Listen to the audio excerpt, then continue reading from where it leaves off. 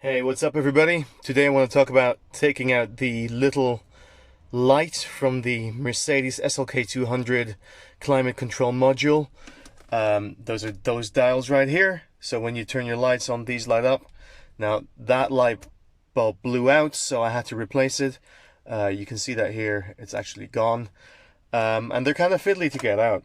So the first thing you have to do is pry off the knob right here. So you want to turn that into the bottom position like so. Make a mental note of that, and you can use a file or any pry tool to just pop these off. So you just go in behind here and start prying it loose, and those will pop out.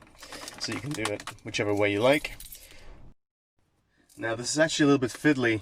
You can see that there's a little cap here that covers where the bulb is sitting, and you have a plastic assembly which sort of spreads the light across here and into here, so you don't really have to remove that. Now the fiddly part is, and you need two hands to do it, this light bulb is recessed into there, so you can't really get at it with a normal tool. I've read on some of the Mercedes forums that you can use a plastic tubing or a straw of some kind to get that around the bulb and pull it out. Now I didn't really have that available, so I came up with an alternative solution, which is to use a needle nose pliers with some duct tape around it, and then you actually fiddle the duct tape around the bulb in here, squeeze down, and then you can pull this bulb out like so. As I said, it's a little bit fiddly, and you know, it took me a couple of attempts to do, but it's actually not too bad. So that's a good way of doing it. And I'm going to be replacing that with some LED bulbs that I got, and those are going to go straight in there.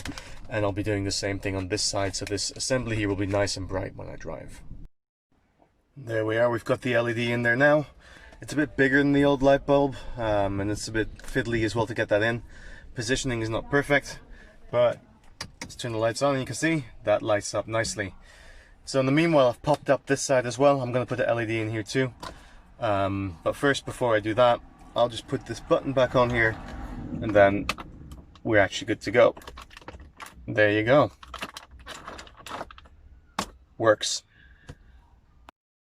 So after fiddling around a bit, I figured out these LEDs don't fit, but I did some testing, and this top bit here, you can actually cut this off, and the bottom LEDs will still work, making it short enough to fit into the climate control module socket.